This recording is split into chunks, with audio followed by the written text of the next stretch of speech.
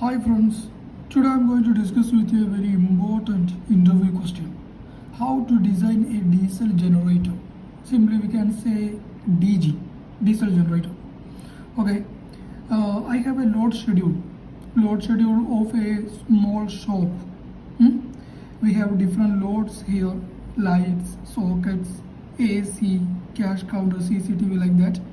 And quantity of these items are here and power of these items are here for single light 20 watts, so the total means 20 into 40 800 watts like that. We have two ACs, 2 into 3.5 3500 watts means 7000 watts like that. We have all the loads and we have this total load. The total load is 13,420 watts. That means when we convert into kilowatt divided by 1000 means 13.42 kilowatt. After getting this total kilowatt, I need to find the demand factor. It means this total 13.42 kilowatt load is not working simultaneously. Some loads always be in off position. I am here consider only 90% of our load would be working. That means 13.42 kilowatt into 90% means 0.9.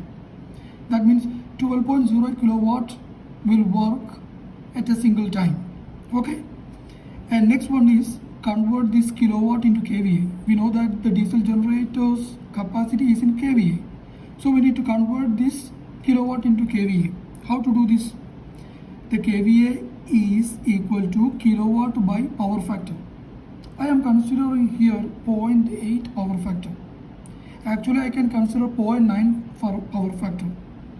0.9 power factor means what? Our system is working in a very efficient way. But it is not a very good idea, because if the system works in a very good situation means our load will be reduced. So we need to consider not much worst case, but at least a worst case condition. That means a 0.8 power factor. Okay, so the answer is 15.1 kVA. Now I need to consider future expansion of our project. Maybe in future we need to expand some of our loads. So I just consider 125%. 125% means 1.25. Okay. So multiply this value with 1.25, we got 18.9 kVA. So it is our generator's capacity. So in the market we will not get this much capacity. So we need to find the next higher size of diesel generator. So in the market 20 kVA diesel generator will be available. So we need to select this much capacity diesel generator for our premise. Now you might have thinking about which type diesel generator you need to select, because it is 20 kVA diesel generator is required here. So what it will be, the 3-phase or single phase diesel generator?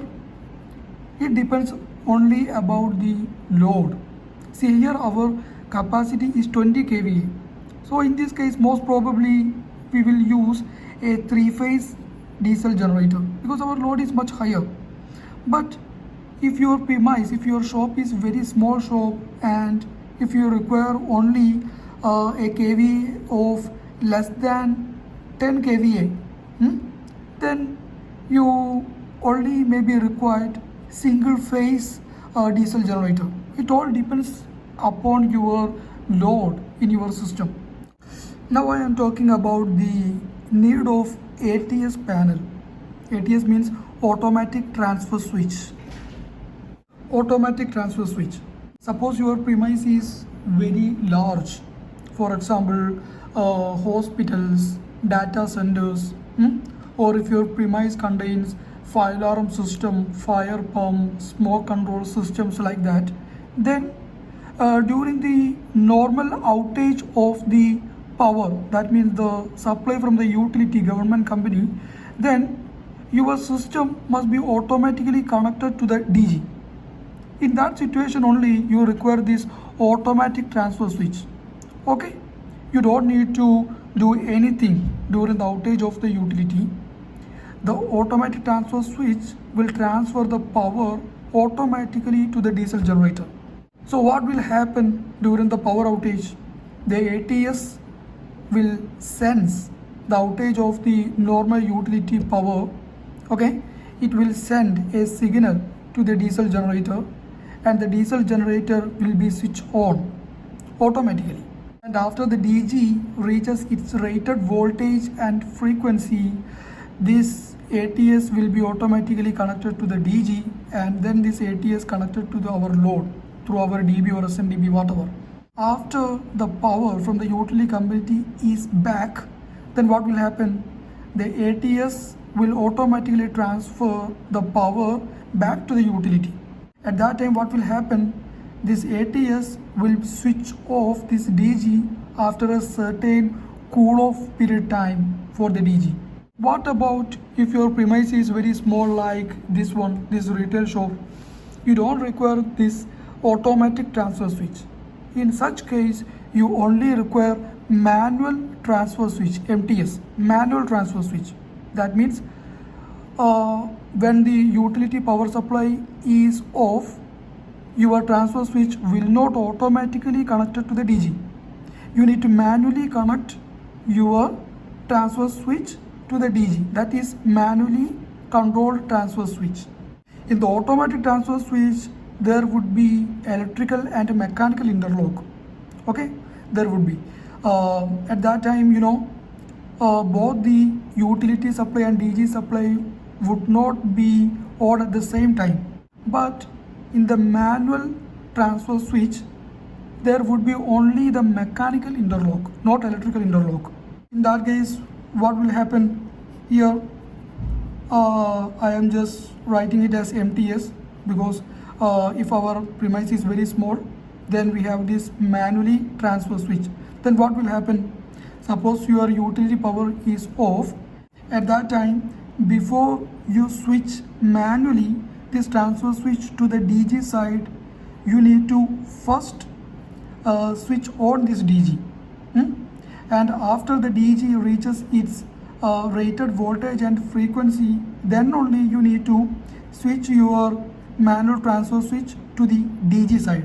Suppose before starting your DG, you already transfer your switch to the DG side. What will happen? When you switch on the DG, some transient voltages would enter in your system. So it should not happen in your system. And when your utility power is back, then what you need to do? At that time, you can simply change your MTS switch directly to the utility side. No problem.